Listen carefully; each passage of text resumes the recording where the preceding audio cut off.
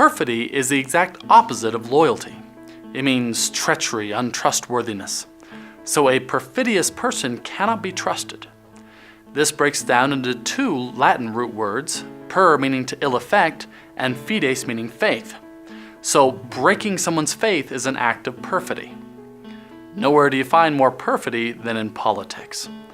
People in power do whatever they have to in order to stay in power, which sometimes includes perfidious decisions. Just such a decision happened back in ancient Rome. There was this rising star, a general who won battle after battle and became very popular with the people. His power grew so much that some men in the Roman Senate began to fear what he could do.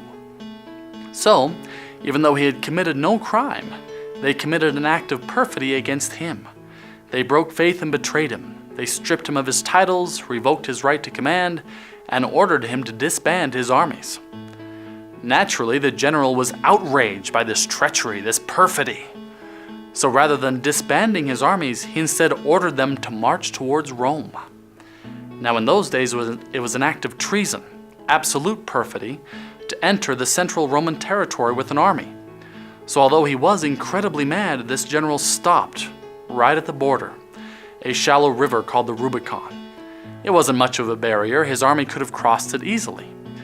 But he knew that as soon as he crossed that river, he would plunge the country into civil war and would be fighting and killing his own countrymen.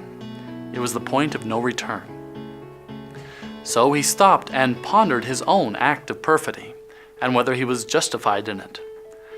Finally, the decision was made and he crossed the river, defeating his enemies and ultimately gaining the title that we all know him by, Julius Caesar.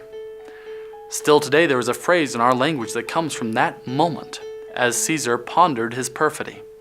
When someone is crossing the Rubicon, they're making a big decision that they can't come back from. Thanks so much for watching. I really appreciate it. I would also appreciate it if you liked, comment, and subscribed. Feel free to comment words you would like to hear in the future or stories that you think are worthy of being brought up on this channel.